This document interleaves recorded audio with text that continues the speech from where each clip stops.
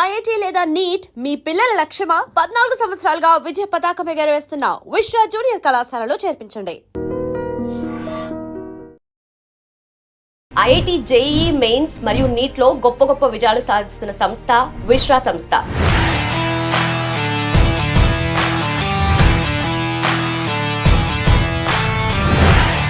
ఏ సంవత్సరం అయినా మన సంస్థలోంచి ఒక 25% ఐఐటీ ర్యాంకులు వస్తాయి, 20% నీట్ ర్యాంకులు వస్తాయి, 30% దాకా మనకు ఎన్ఐటీ ర్యాంకులు వస్తాయి. అలాగే మన చదువుతున్న పిల్లల్లో సుమారుగా ఒక 45 to 50% స్టూడెంట్స్ కి 20,000 లోపల ర్యాంక్ వస్తుంది ఎంసెట్ లో. సుమారుగా 11 మంది పిల్లలు 95% వరకు సాధించారండి. సో బైపీసీ స్టూడెంట్స్ కి నీట్ బేస్డ్ గా ఇంకా ఫ్యూచర్ లో ఎలాంటి అవకాశాలు ఉంటాయంటారు? వాళ్ళకి ఐసర్ నైసర్ లాంటి పరీక్షలు వాళ్ళు రాస్తే ఆల్ ఇండియా స్థాయిలో బిఎస్సీ ఎంఎస్ కోర్సులో కంప్లీట్ చేసుకోవచ్చు. అందులోనే వాళ్ళ పిహెచ్డీ కూడా కంటిన్యూ అయిపోవచ్చు. సో స్కూల్ లెవెల్లో వీళ్ళని కాంపిటేటివ్ ఎగ్జామ్స్ వైపుగా ఎలా మీరు తయారు చేస్తారు స్టూడెంట్స్ ని? 5వ క్లాస్ లో నవోదయ ఇంటర్ సంబంధించిన పుస్తకాలతో చేయిస్తాం. Verbal reasoning, non verbal reasoning చేస్తారు. కాబట్టి ఆ కాంపిటేటివ్ ఎగ్జామ్ ప్రిపేర్ అవ్వడం అనే గుణం అదే 5th క్లాస్ పిల్లలు కూడా ఉంటుంది. 70,000 సీట్లకు ఎంతమంది అపేర్ అవుతున్నారు? 14 లక్షల అపేర్ అవుతున్నారు. మరి 14 లక్షల ర్యాంకులు వస్తాయా? రావు. ఈ మిగతా 60-70% పిల్లలు కూడా వాళ్ళకి భవిష్యత్తులో ఇంకా రకరకాల ఫీల్డ్స్ ఉన్నాయి. పేరెంట్స్ కి ఎలాంటి భరోసా ఇవ్వగలుగుతారు మీరు? వాళ్ళు ఇక్కడ చేర్పించే ముందు వరకే వాళ్ళ పిల్లలు, చేర్పించిన తర్వాత వాళ్ళ పిల్లలు నా పిల్లలు. ఐఐటీ జేఈఈ మెయిన్స్ మరియు నీట్ లో గొప్ప విజయాలు సాధిస్తున్న సంస్థ విశ్వ సంస్థ. మరి ఆ సంస్థ డైరెక్టర్ మనతో పాటు ఉన్నారు హరిహరనాథ్ శర్మ గారు. ఆయనతో మాట్లాడదాం, కాలేజ్ కి సంబంధించిన విషయాలు కనుక్కుందాం. సార్, మనకు విశ్వ స్కూల్ ప్రోగ్రామ్ గురించి మాట్లాడితే కొత్తగా 9th క్లాస్ లో ఒక ఇంటిగ్రేటెడ్ ప్రోగ్రామ్ ఏదో స్టార్ట్ చేశారన్నట్టుగా విన్నాము, which is very interesting actually. So దాని గురించి చెప్తారా? నేను కార్పొరేట్స్ పనిచేస్తున్నప్పుడు చాలా మంది ర్యాంకులు వచ్చే పిల్లలందరూ కూడా లోయర్ క్లాస్ నుంచే ఐఐటీ బ్యాక్గ్రౌండ్ ఉన్న పిల్లలకు ఎక్కువ అవకాశాలు ఉంటాయి. ఓకే, ఆ దృష్టిలో పెట్టుకున్నాం. దాని పరంగానే మేము మా స్కూల్లో గత 5 సంవత్సరాలుగా కూడా మేము 6వ క్లాస్ నుంచే కొంత ఫౌండేషన్ ఇస్తున్నాం. రీసెంట్ గా న్యూ ఎడ్యుకేషన్ పాలసీలో కూడా 9th, 10th, 11th, 12th ఒక గ్రూప్ లాగా చేశారు. ఓకే.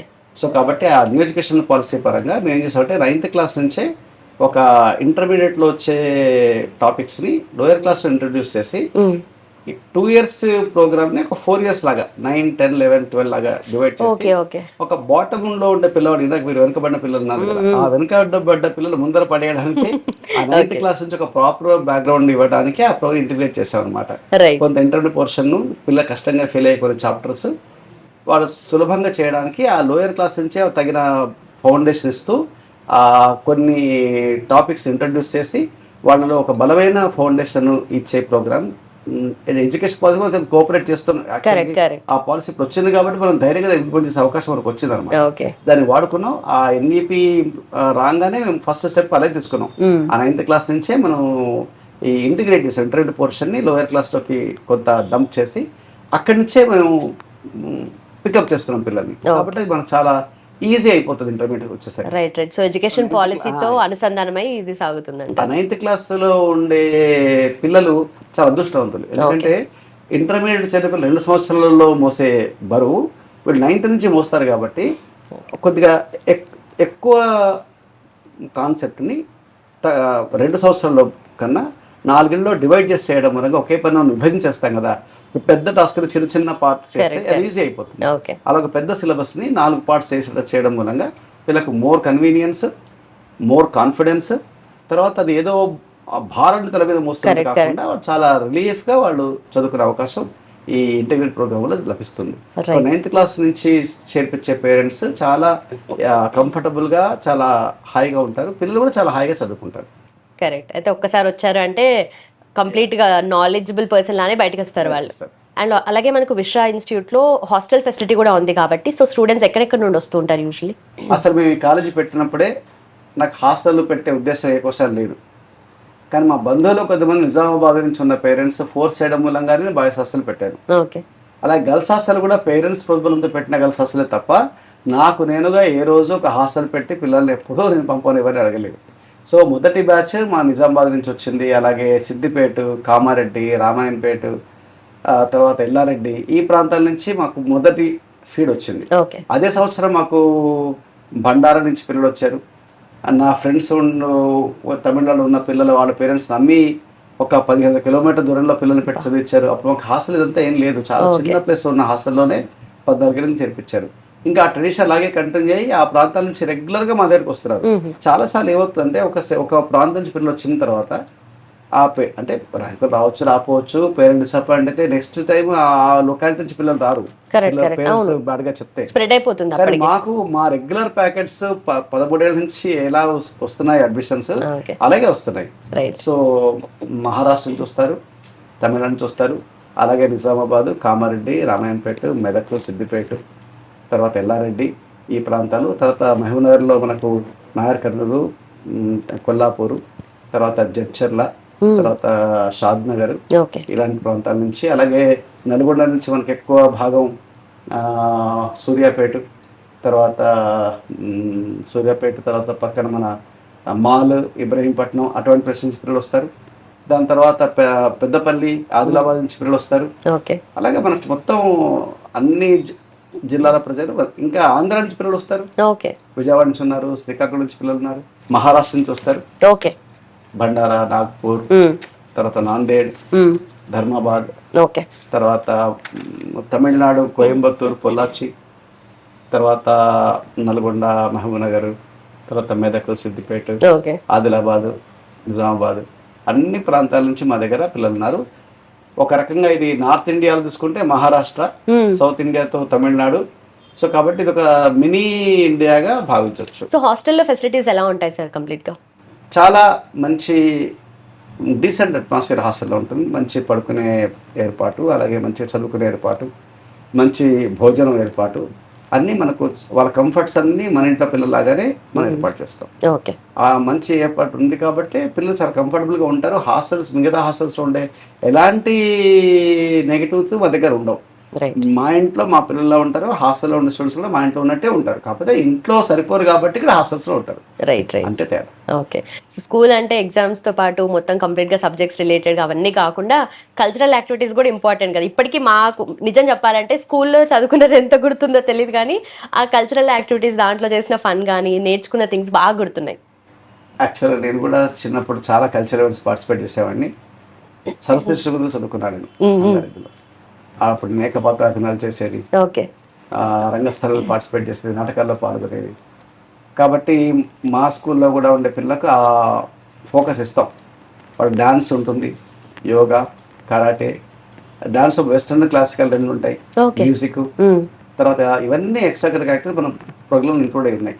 అలాగే అబాకస్, తర్వాత పజిల్స్, తర్వాత వర్డ్ లిస్ట్ ఉంటాయి. జిఆర్ఈ రాసే పిల్లలు రాసే వర్డ్ లిస్ట్ ఉంటాయి. మా దగ్గర 5వ క్లాస్ పిల్లలు వర్డ్ లిస్ట్ అవుతారు.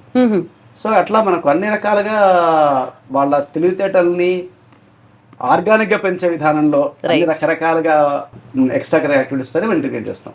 మా ప్రీ ప్రైమరీ ఎక్స్టెంపరీ మా టీచర్స్ చాలా స్కిల్ఫుల్ టీచర్స్ అనమాట. మీరు వెళ్ళి ఆ టీచర్స్ మాట్లాడితే వాళ్ళని చూపిస్తారు ఎంత వెరైటీగా వాళ్ళు పాఠాలు చెప్తారండి. ఇది ఫాలో మాంటిసోరీ మెథడ్స్ ఫాలో అవుతాం మనం.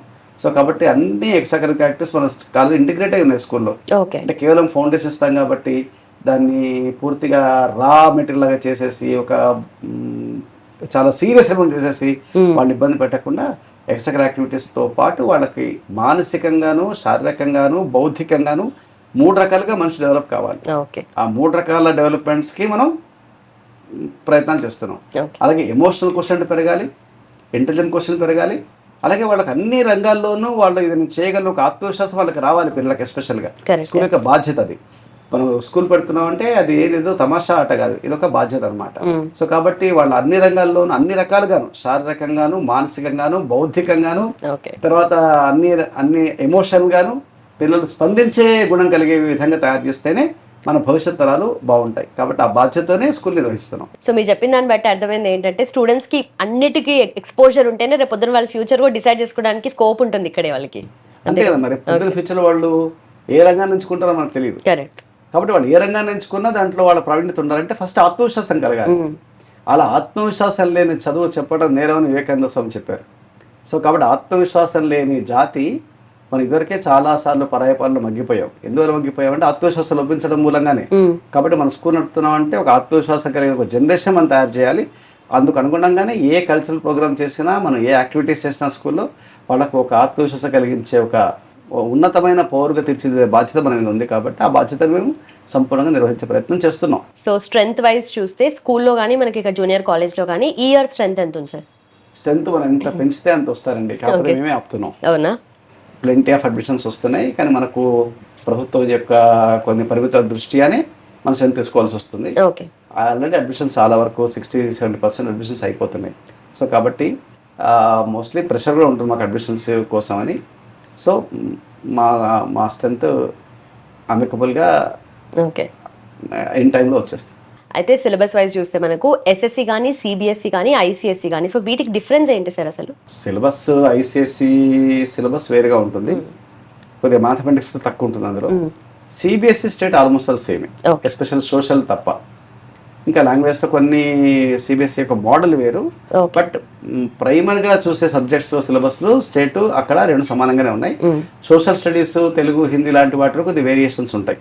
కానీ మ్యాథ్స్, ఫిజిక్స్, కెమిస్ట్రీ, బయాలజీలో సిబిఎస్ఈ స్టేట్ సిలబస్ రెండు సమానంగానే ఉంటాయి.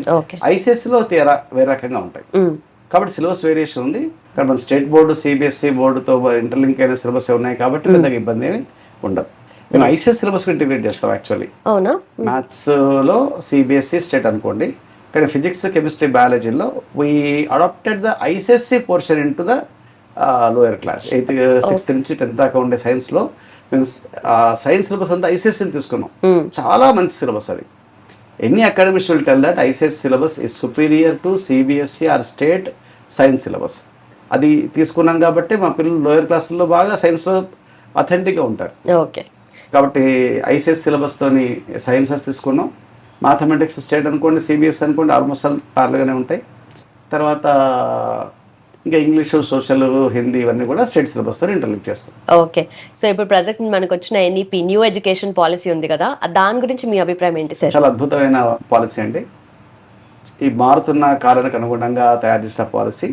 దాన్ని ఎంత తొందరగా మనం అడాప్ట్ చేస్తే అంత పిల్లకి ఎక్కువ న్యాయం జరుగుతుంది.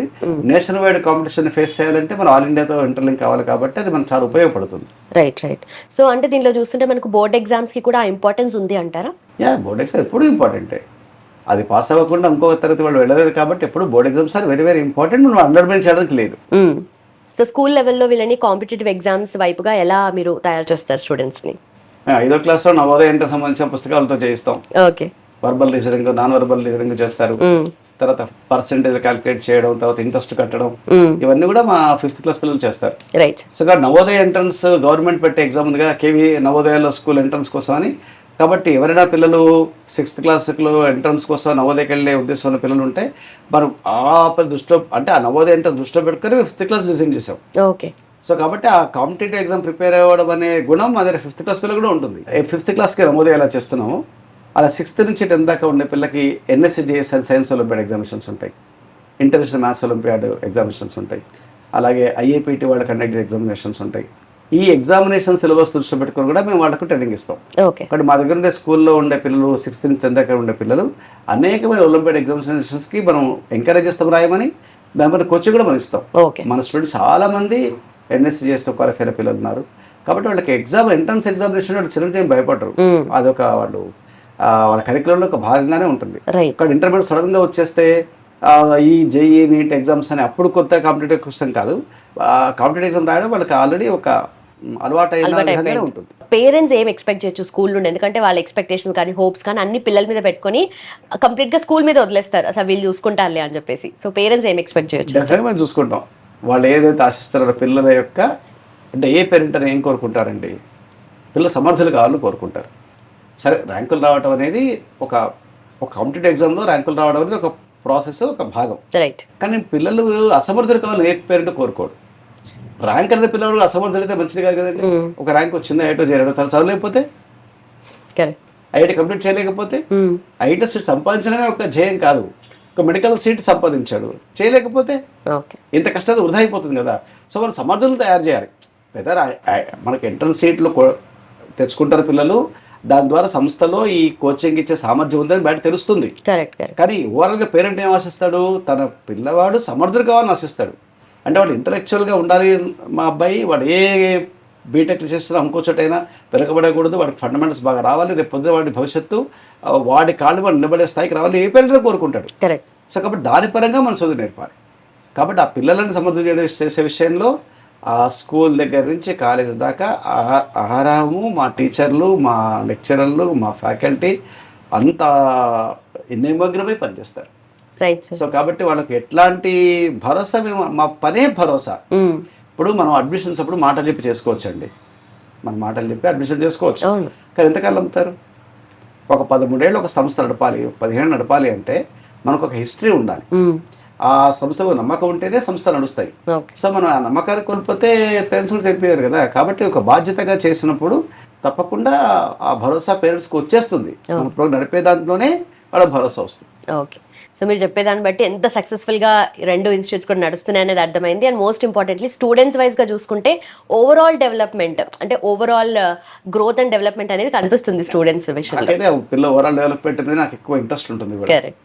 సో ర్యాంకులు రావడం అనేది ఒక ప్రైమరీ పాయింట్. ఒక ఇన్స్టిట్యూషన్కి మనం జేఈ ఎంట్రన్స్ కోచింగ్ నడుపుతున్నాము, నీట్ ఎంట్రన్స్ కూడా నడుపుతున్నాం అంటే సమాజం దాని నుంచి ర్యాంకులు ఆశిస్తుంది. కాబట్టి అది మనకు ఒక బరువు. యాక్చువల్గా ఆ బరువును మనం ఖచ్చితంగా నెరవేర్చాలి. At the same time all round development of the children also very very important. మనం మాటలు చెప్పి ఎవరికి భరోసా కల్పించలేము, మనం ఎప్పుడు మన పని ద్వారానే భరోసా కల్పించగలుగుతాం. కాబట్టి మన పని ఎలా ఉండాలి? ఆ పిల్లవాడు మన దగ్గరకు వచ్చినప్పటి నుంచి వాడు ఎగ్జిట్ బయటకు వెళ్ళేంత వరకు మనం చూపించే శ్రద్ధ, మనం పట్టించుకునే విధానం, పిల్లవాడితో మనం ఇంటరాక్ట్ అవుతున్న తీరు, పేరెంట్కి మనం రెస్పాండ్ అవుతున్న పద్ధతి, వీటి వల్లనే భరోసా కలుగుతుంది. సార్ ఒక్కసారి రిజల్ట్స్ వచ్చేసాయి అంటే స్కూల్ ముందు, కాలేజెస్ ముందు హోర్డింగ్స్, బోర్డ్స్, వాళ్ళ పిల్లల ర్యాంక్స్, హంగామా, నానా హంగామా ఉంటుంది. అయితే ఇంత చేసినా కూడా కాలేజ్ కానీ పర్సంటేజ్ ఉంటుంది కదా, ఇంత స్ట్రెంగ్త్ ఉంటుంది అని చెప్పేసి. సో అందరికీ ర్యాంక్స్ రావు డెఫినెట్లీ. ఇప్పుడు ర్యాంక్స్ రాని స్టూడెంట్స్ పరిస్థితి ఏంటి? వాళ్ళకి ఎలాంటి ఫ్యూచర్ అవకాశాలు ఉంటాయి? అసలు అందరికీ ర్యాంక్ వస్తే ఎవరు కంప్లీట్ లేరు. కరెక్టే. అందరూ హోర్డింగ్లు కంప్లీట్ చేస్తున్న కారణం ఏంటంటే అందరికి ర్యాంకులు రావు కాబట్టి వేస్తున్నారు. ద ఇన్స్టిట్యూషన్ యొక్క పర్పస్ ఏంటి అంటే మనం పాఠాలు బాగా చెప్తాము, బాగా నేర్పిస్తాము, చదువు నేర్పిస్తాము. దాంట్లో ఒక 20-30% స్టూడెంట్స్ ర్యాంకులు తెచ్చుకుంటారు. ఎందుకు అంటే అది పిల్లల అసమర్థత కాదు. ఇప్పుడు ఐఐటి సీట్లు ఉన్నాయండి, 20,000 ఉంటాయి. ఎన్ని సీట్లు ఉంటాయి? ఒక 50,000 ఉంటాయి. 70,000 సీట్లకు ఎంతమంది అపేర్ అవుతున్నారు? 14 లక్షల అపేర్ అవుతున్నారు. మరి 14 లక్షల ర్యాంకులు వస్తాయా? రావు. అలాగే నీట్ ఎగ్జామ్ ఉంది, మరి నీటికి 20 లక్షల మంది కూర్చుంటున్నారు. దేశంలో ఎన్ని మెడికల్ సీట్లు ఉన్నాయి? 1 లక్షే ఉన్నాయి. తెలంగాణ ఎన్ని సీట్లు ఉన్నాయండి? 6,000-7,000 సీట్లు ఉన్నాయి. రాసేవాడు ఎంతమంది? 50,000 మంది ఉన్నారు. సో రాసే ప్రతి స్టూడెంట్కి ర్యాంక్ ఏ సంస్థలో రాదు. కరెక్ట్. కాబట్టి ర్యాంకులు వచ్చిన పిల్లలకే భవిష్యత్తు ఉంటుంది, ర్యాంక్ రాని పిల్లల భవిష్యత్తు ఉండదు. రాంగ్. మనం ర్యాంకర్స్ తయారు చేస్తాము, ర్యాంకుల కోసం ప్రయత్నం చేస్తాము, బాగా పోరాడతాము, పిల్లలతో వర్క్ చేస్తాము. ఆ ర్యాంకులు వచ్చే పిల్లలు అందులో 20%, 30% ఆ పిల్లలు ఉంటారు. ఏ సంస్థలో అలాగే ఉంటారు. కానీ సంస్థ యొక్క ధర్మం ఏంటంటే ఈ ర్యాంకులు వచ్చే పిల్లలు రానియండి, పర్వాలేదు, కానీ మనకు మిగతా ఉన్న వాళ్ళు ఎక్కువ మంది ఉన్నారు. 70%, 60% పిల్లలు ఉంటారు. అనుకోకుండా ర్యాంక్ రాని పిల్లలు ఉంటారు. వాళ్ళు తెలివితేటలేని వాళ్ళు, అసమర్థులు కారు. వాళ్ళకు మనం ఎంత బాగా వాళ్ళు ఎలా పట్టించుకుంటున్నాం అనేది అసలు పారామీటర్. ఒక సంస్థ యొక్క పారామీటర్ అంటే ఈ పాంప్లెట్లు చూసి, ర్యాంకులు చూసి కాదు. ఈ మెజారిటీ సెక్షన్ 60% ఆఫ్ స్టూడెంట్స్ అసమర్థులుగా తయారు చేయకుండా ఈ ర్యాంకుల వేటలో పడి వాళ్ళ టాప్ పిల్లలు మాత్రమే ఫోకస్ చేసి వాళ్ళకే మంచి టీచర్లను పెట్టి వాళ్ళ వెనకాలే పడి చేస్తున్నప్పటికీ ఈ మిగతా 60-70% పిల్లలకు కూడా సరియైన విధంగా కాన్సెప్ట్ నేర్పి వాళ్ళకు భవిష్యత్తులో ఇంకా రకరకాల ఫీల్డ్స్ ఉన్నాయి. క్లాట్ ఎగ్జామ్ రాయొచ్చు, తర్వాత వాళ్ళు లా కోర్సులోకి వెళ్ళి క్లాట్ రాయొచ్చు, సిఏ కోర్సులోకి వెళ్ళొచ్చు, ఫ్యాషన్ డిజైనింగ్కి వెళ్ళొచ్చు, తర్వాత డైరెక్టర్స్ కావచ్చు, తర్వాత స్పోర్ట్స్లోకి వెళ్ళొచ్చు, తర్వాత కామర్స్ సైడ్ వెళ్ళొచ్చు. ఇలా ఎన్ని భాగాల్లోకి వెళ్ళే వాళ్ళు ఉన్నారు. సో కాబట్టి వాళ్ళకి గైడెన్స్ ఇవ్వాలి, మనం సరైన గైడెన్స్ ఇవ్వాలి. ఇంకో 2 విషయం మీకు చెప్తానండి. ఐఐటి ర్యాంకులు వచ్చే పిల్లలు వెరీ గుడ్, బాగానే ఉంది. ఎందుకు ఐఐటి ర్యాంకులకు అంత మోజు ఉంది అంటే వాళ్ళకి ఎక్కువ ప్యాకేజీలు వస్తున్నాయి కాబట్టి. కానీ మనకు దేశంలో ఇస్రో ఉంది, తర్వాత మనకు తిరువనంతపురంలో ఐఐఎస్టీ ఉంది, అలాగే మనకు చాలా ప్రభుత్వ రంగంలో ఉండే డిఫెన్స్ ఇండస్ట్రీస్ ఉన్నాయి, తర్వాత మనకు బార్క్ ఉంది, తర్వాత ఫిజిక్స్ ల్యాబొరేటరీస్ ఉన్నాయి, కెమిస్ట్రీ బయాలజీ ల్యాబొరేటరీస్ ఉన్నాయి. వీటన్నిటిలోనూ దేశానికి కొత్త వ్యాక్సిన్ కనుక్కుంటున్న వాళ్ళు కానీ, డిఫెన్స్లో కొత్త మిసైల్స్ని కనుక్కుంటున్న వాళ్ళు కానీ, ఇస్రో స్పేస్లో రాకెట్స్ లాంచ్ చేస్తున్న వాళ్ళలో ఐఐటీస్ ఎంతమంది ఉన్నారండి? హార్డ్లీ 2% కన్నా ఉండరు. మిగతా వాళ్ళందరూ మామూలు రకరకాల కాలేజ్ చదువుకునే పిల్లలే అందులో చేరి అద్భుతాలు చేస్తున్నారు. సో అక్కడ వాళ్ళ ఐక్యూలోనూ వాళ్ళ యొక్క తెలివితేటలోనూ వాళ్ళ క్యాలిబర్లోనూ తేడా లేదు. సరే, వాళ్ళకి ఒక ఐటీ చదువుకునే అవకాశం లభించాలి అంతే. వాళ్ళు as a people they are very very fine and intellectual people they are all. So కాబట్టి ఆ బ్రాకెట్లో రాని ర్యాంకుల్లోకి రాని ఆ బ్రాకెట్లో రాని పిల్లలకు కూడా విశేషమైనటువంటి టాలెంట్స్ ఉంటాయి. వాటిని మనం వాళ్ళని ఛానలైజ్ చేయాలి. ఓకే. సరిగా ఛానలైజ్ చేయడానికి సరి అయిన విధంగా వాళ్ళని కౌన్సిలింగ్ చేయాలి. చేస్తే వాళ్ళు ఆ ర్యాంకులు లేకపోయినా రకరకాల ఫీల్డ్స్లో చాలా ముందంజ వేస్తారు. దాన్నే మేము ఆర్గానిక్ చదువు అంటాం. ఆర్గానిక్ చదువు చెప్పడం అంటే ప్రతి మొక్క ఎదగాలండి. పొలంలో మనం ఒక 100 మామిడి మొక్కలు వేస్తే 2 మామిడి మొక్కలు బాగా పెరిగి 99 మొక్కలు పాడైపోతే అది సమాజానికి మంచి అయినా వ్యవసాయమైనా మనకు ఆ 100 మొక్కలు బాగా ఎదగాలి. సార్ మనకి ఇక్కడ ఇంటర్ స్టూడెంట్స్ కంటే వీకెండ్ ఎగ్జామ్స్ మోస్ట్ కామన్, చాలా ఇంపార్టెంట్గా కండక్ట్ చేస్తారు కదా.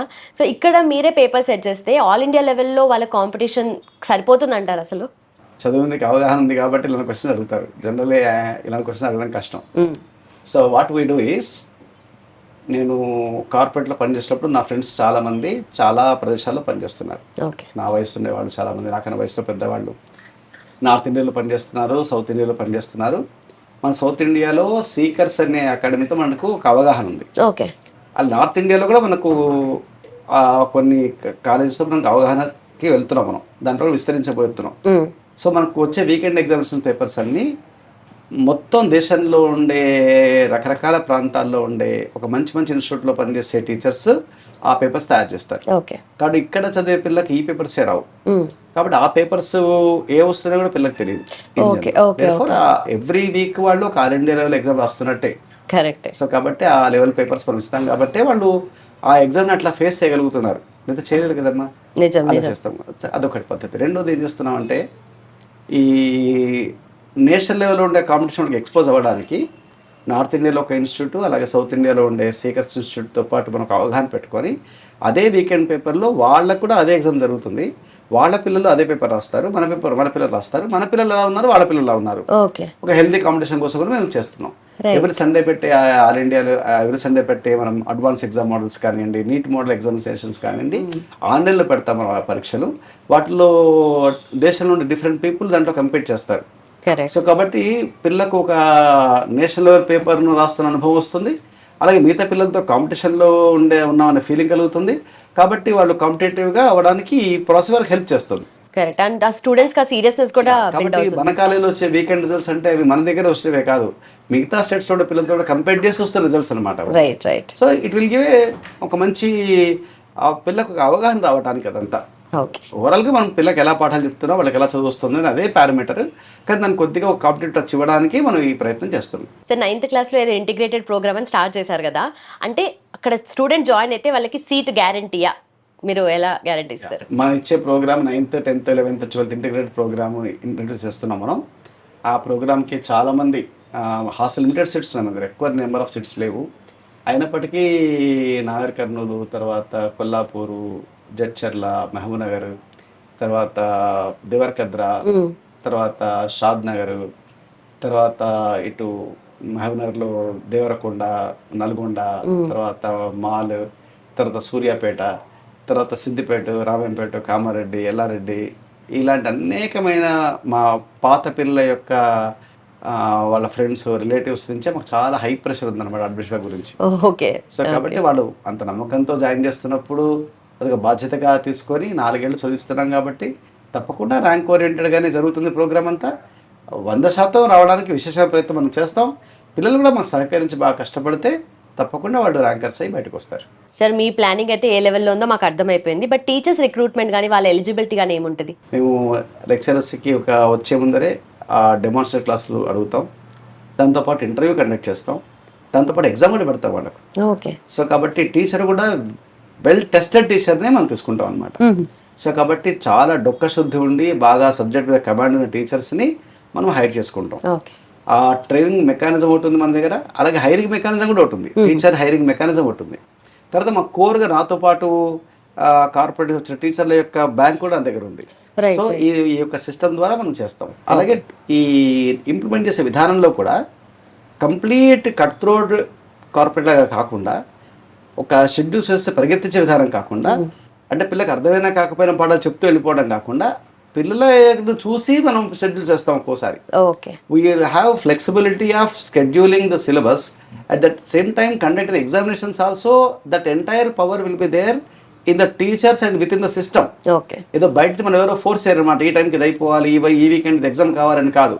మనం ఇన్ టైంలో సిలబస్ కంప్లీట్ చేస్తాం, కానీ మనకు వచ్చిన పిల్లలు, మన పాఠాలు చెప్తున్న పిల్లలు వాళ్ళ స్థాయిని బట్టి మనం ప్రోగ్రామ్ ఎప్పటికప్పుడు మార్చుకునే ఒక వెసులుబాటు మన దగ్గర ఉంటుంది. కాబట్టి టీచరు స్టూడెంట్ ఇద్దరు కన్వీనియంట్గా చేస్తారు. అలాగే ప్రతి క్లాస్ కూడా స్టడీ అవర్తో ఇంటిగ్రేట్ అయి ఉంటుంది. టీచింగ్ ఎంతసేపు చేస్తాము సుమారుగా అంతసేపు ఒక స్టడీ అవర్గా కండక్ట్ చేస్తాం. ఆ పాట చెప్పిన టీచరే పిల్లలతో పాటు ఉండి డౌట్ క్లారిఫై చేస్తారు. ఆ డౌట్ క్లారిఫై చేస్తున్నప్పుడు ఇంకొక అసోసియేట్ లెక్చరర్ పెడతాం. ఒకవేళ ఒక టీచర్ను పిల్లలు ఎక్కువ మంది అప్రోచ్ కాలేరేమో అనే భయం ఉంటే ఇంకో అసోసియేట్ లెక్చరర్ మనం పెడతాం. ఎక్కడెక్కడ మనకు అవసరం ఉంటే అక్కడక్కడ అసోసియేట్ లెక్చరర్స్ని పెడుతుంటాం, ఇంకొక జూనియర్ లెక్చరర్ని పెడుతుంటాం. అలాగే ఒక సీనియర్ మోస్ట్ టీచర్కి అసిస్టెంట్గా రకరకాలుగా మనం ప్రయత్నాలు చేస్తాం అనమాట. రైట్, ఒకేసారి టీచింగ్ ప్రాసెస్ అయిపోతుంది, వెంటనే లెర్నింగ్ ప్రాసెస్ కూడా అయిపోతుంది. ఇంట్లో కూడా వాళ్ళు కొద్దిగా కష్టపడి అంటే ఇంట్లోకి వెళ్ళిన తర్వాత కూడా కొంత వర్క్ వాళ్ళు చేసుకుంటే చాలా ఈజీగా, చాలా స్మూత్ గా, ఎలాంటి ఒత్తిడి లేకుండా వాళ్ళు చదువు ముందుకు వెళ్తూనే ఉంటారు. ఓకే సార్, అప్పటిదాకా ఇంట్లో బాగా గారాభంగా పెరిగిన పిల్లలు ఉంటారు, ఒక్కసారి ఇక్కడ వచ్చి జాయిన్ అయ్యాక వాళ్ళకి మీరు ఎలాంటి కేర్ తీసుకుంటారు? హాస్టల్ స్పెషల్ గా అడిగారు. హాస్టల్ గురించి అమ్మ, ఏ హాస్టల్ అయినా, మా హాస్టల్ అయినా కాదు, ప్రపంచంలో ఏ హాస్టల్ అయినా, మన పిల్ల అమెరికాకి వెళ్ళినా పిల్లలకి తల్లి తినిపించే ఆవకాయ ముద్దలకు సరిపోయే భోజనం ఎన్ని డబ్బులు ఇచ్చినా ఎవరు పెట్టలేరు.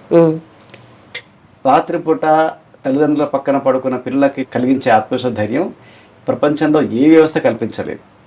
దానికి సబ్స్టిట్యూషన్ లేదు. హాస్టల్ అంటేనే ఒక కాంప్రమైజ్, కొద్దిగా మనం అక్కడ అడ్జస్ట్ అవ్వాలి. కానీ నేను సాధ్యమైనంత వరకు మా కాలేజీలో ఉండే వార్డెన్స్ కానీ మేము కానీ ఒక ఎమోషన్ టచ్ ఇచ్చే ప్రయత్నం చేస్తాం. పిల్లలకి మనం భోజనం పెడుతున్నాం, ఆ భోజనం ఎమోషన్తో యాడ్ అయిన భోజనం పిల్లలు రోజు అడుగుతాం, ఎలా ఉంది అన్న భోజనం, బాగా తిన్నావా నువ్వు అని అడుగుతాం. అలాగే నిద్ర పట్టిందని అడుగుతాం. జనరల్గా ఇలాంటి ఎమోషన్తో పిల్లల్ని టచ్ చేయరు. చాలా సంస్థల్లో వాళ్ళు ఒక మెషిన్ లాగా చూస్తారు, టైంకి లేపేస్తారు, టైం పరిగెత్తిస్తారు. అంటే వాళ్ళకి ఏముంటుందో ఒక బాండేజ్ రాదు. మా దగ్గర కొద్దిగా అది బ్రేక్ చేసే ప్రయత్నం చేస్తున్నాం. మంచి భోజనం పెడుతున్నాం, చక్కగా వాళ్ళకు భయపెట్టకుండా ఒక స్వేచ్ఛమైన వాతావరణం కల్పిస్తున్నాం. అది చదువుకు ఇబ్బంది కలగకుండానే. అలాగే పిల్లల్ని మనం టచ్ చేసే విధానం, వాళ్ళతో రెగ్యులర్గా ఇంటరాక్ట్ అయ్యే విధానం, వాళ్ళతో మాట్లాడే విధానం, వాళ్ళకు రోజు మన ఇంట్లో గెస్ట్ వస్తే ఎలాగా మనం భోజనం అడుగుతాం కదా, అలాగే అడగడం. సో దట్ వాళ్ళు వీళ్ళంత వరకు మన సిస్టమ్తో కనెక్ట్ అయ్యారు, ఎమోషన్ కనెక్ట్ అయ్యే విధంగా మన సిస్టమ్ ఉంటుంది. సో కాబట్టి వాళ్ళు కొత్తగా ఏదో హాస్టల్ ఉన్నామనే ఫీలింగ్ వాళ్ళకి రాకుండానే మనం చాలా జాగ్రత్తగా పిల్లలు హ్యాండిల్ చేస్తున్నాం. కాబట్టి వాళ్ళకి ఎవరికి జనరల్లీ కాలేజీగా ఒక 2 months తర్వాత ఇంటికి వెళ్తా కూడా ఎవరు చిన్నప్పుడు ఎవరు. ఓకే, ఒకసారి జాయిన్ అయితే చదువు అయిపోయే వరకు కూడా ఇలానే ఉంటే మటుకు ఇక్కడే ఉండిపోతారు. ఒక 20-30 days అలవాటు అయిపోయింది. ఒక్కసారి మాతో ఎమోషన్ కనెక్ట్ అయిన తర్వాత ఇంకా వాళ్ళ అమ్మానంలో మర్చిపోతారు ఒక్కోసారి. అసలు మేము ఇందాక పైనుండి కిందకు వస్తుంటే పిల్లలందరూ మీతో చాలా ఫ్రెండ్లీగా మూవ్ అవుతున్నారు. అసలు మీరు డైరెక్టర్ అయినా అనుకున్నాను నిజం చెప్పాలంటే నేను. అండ్ అంత క్లోజ్గా మూవ్ అవుతున్నారు కదా స్టూడెంట్స్ కూడా మీతో, అండ్ మీరు కూడా వాళ్ళతో. సో ఎలా క్రియేట్ చేస్తున్నారు అసలు ఇది? అంటే డైరెక్టర్గా గంభీరంగా వాళ్ళతో ఉండడం. Though they I'm well experienced in this field for more than 30 years. I never present my self as very distant person from them. నేను వాళ్ళతో పాటు కలిసిపోయే ప్రయత్నం చేస్తాను. మా స్టాఫ్తో కూడా నేను స్టాఫ్ రూమ్లో కూర్చుంటాను, స్టాఫ్ రూమ్తో పక్క కూర్చొని మాట్లాడతాను. పిల్లలతో కూడా వాళ్ళతో మూవ్ అయిపోతాను. వాళ్ళ పిల్లలు డల్గా కనపడితే వాళ్ళ బుద్ధి చేసి ఏమైనా నన్ను అడుగుతాను. సో కాబట్టి మనం ఎప్పుడైతే పిల్లలకి వాళ్ళ స్థాయి దిగి మనం వెళ్తున్నాము, వాళ్ళు మన వైపు వస్తారు. సో దానివల్ల కూడా మాకు చాలా ప్లెజెంట్ అట్మాస్ఫియర్ ఇక్కడ ఏర్పడుతుంది. నేను కూడా బేసిక్గా నేను డౌన్ టు ఎర్త్ పర్సన్, మా స్టాఫ్తో అలాగే బిహేవ్ చేస్తుంటాను. సో కాబట్టి ఒక భయం లేని వాతావరణం, ఒత్తిడి అయితే కలుగుతుంది. సాధారణ ఒత్తిడి ఈ భయం కలిగించడం వల్లే ఒత్తిడి వస్తుంది. యాక్చువల్లీ మనం ఎంత భయం రహితంగా సంస్థను తయారు చేస్తే వాళ్ళంతా ఫ్రీ అండ్ ఫ్రాంక్గా మనతో ఇంటరాక్ట్ అవుతారు, వాళ్ళ ప్రాబ్లమ్స్ మనకు చెప్తారు. మనం ఎంత డిస్టెంట్ మెయింటైన్ చేస్తే వాళ్ళు మనతో అంత ఈజీగా మింగిల్ కాలేరు. చాలా మంది అలా డిస్టెంట్ మెయింటైన్ చేసి ఎందుకోసం అంటే పిల్లలు అడిగేవారు మనం చేయలేము అని ఒక ఇన్ఫీరియారిటీ కాంప్లెక్స్తో డిస్టెన్స్ మెయింటైన్ చేస్తారు. సో కాబట్టి మనం ఎప్పుడైతే పిల్లల కోసం మనం ఉన్నామనే భావం కలిగించడానికి మనం వాళ్ళు అప్రోచ్ అవుతామో డెఫినెట్గా వాళ్ళు కూడా మన వైపు అప్రోచ్ అవుతారు. మీరు ఒక స్టెప్ ముందరికి వేస్తే పిల్లల వైపు ఇంకో 2 స్టెప్పులు ముందరికి వేస్తారు. సో ఆ పిల్లలు సహజంగా గుణం ఉంటుంది. సో కాబట్టి we go to the child and we enquire about his day to day events and how they are performing, what the ఏ ఇబ్బందులు వాళ్ళకు ఉన్నాయి మేము రెగ్యులర్గా అనుకుంటూ ఉంటాం. కాబట్టి డెఫినెట్గా వాళ్ళు మాతో చాలా అఫెక్షన్గా ఉంటారు. అందుకే ఆ 2-way కమ్యూనికేషన్ అయితే మీది. రైట్ సార్, అలాగే it's not one sided thing, it's 2-way. 2 వైపుల నుంచి 2 చేతులు కలిస్తేనే చప్పట్లు. అలాగే పిల్లలు చదువుకోవాలి అనుకోవడం కాదు, మనం చదువుకునే విధంగా మనం టీచింగ్ సైడ్ నుంచి కానీ మన అడ్మినిస్ట్రేటివ్ సైడ్ నుంచి కానీ పిల్లలకు వెళ్తే పిల్లలు మన వైపు వస్తారు. ఒక మంచి వాతావరణం అక్కడ క్రియేట్ అవుతుంది. Okay right sir. అలాగే హాస్టల్లో ఉండే స్టూడెంట్స్ కి గేమ్స్ అండ్ స్పోర్ట్స్ ఎలా ప్రొవైడ్ చేస్తున్నారు? ఎవ్రీ సండే మేము వాళ్ళకు ఒక రిక్రియేషన్ ఇస్తామండి. మధ్యాహ్నం పూట వాళ్ళకు స్వేచ్ఛగా ఆడుకునే వాతావరణం కల్పిస్తాం. వాళ్ళు బాక్స్ క్రికెట్ ఆడుకోవచ్చు, తర్వాత టేబుల్ టెన్నిస్ ఆడుకోవచ్చు, క్యారమ్స్ ఆడుకోవచ్చు. ఆల్మోస్ట్ ఎవ్రీ సండే వాళ్ళకు మధ్యాహ్నం 12 నుంచి ఆల్మోస్ట్ అంతా ఇంట్లో ఫ్రీ వాతావరణం ఇచ్చినట్టే ఇస్తాం. ఓకే. అలాగే అకేషనల్గా సినిమాలు కూడా చూపిస్తాం. అవునా? ఓకే వాళ్ళతో నేను కూడా కొంచెం సినిమాలు చూస్తాను. Right sir. మొత్తానికి స్కూల్ గురించి కానీ కాలేజ్ గురించి కానీ ఒక క్లియర్ అండర్స్టాండింగ్ అయితే మాకు వచ్చింది. Thank you so much and thanks for time sir. Thank you very much. And for more videos, Please subscribe to iDream. Please subscribe to iDream. Please subscribe iDream. And please subscribe to iDream. For more videos, subscribe to iDream. please like, share, and subscribe to the channel. Congratulations, iDream. Subscribe to iDream. Subscribe to iDream. So subscribe to iDream Media. iDream की iDream team अंदर की huge congratulations. Please subscribe iDream Media. Please subscribe to iDream. Subscribe iDream. Please subscribe to iDream. iDream అంటే నా కళల ఛానల్ను subscribe చేసుకున్న నోరు తిరుగుతలేదు. మీరైతే గంట గుర్తు కొట్టండి. For more such videos, please subscribe to iDream. Subscribe to iDream. Please subscribe to iDream. Please subscribe iDream Media. Please do subscribe to iDream. Please subscribe to iDream Media. For best entertainment and information, please subscribe iDream. And don't forget to subscribe to iDream.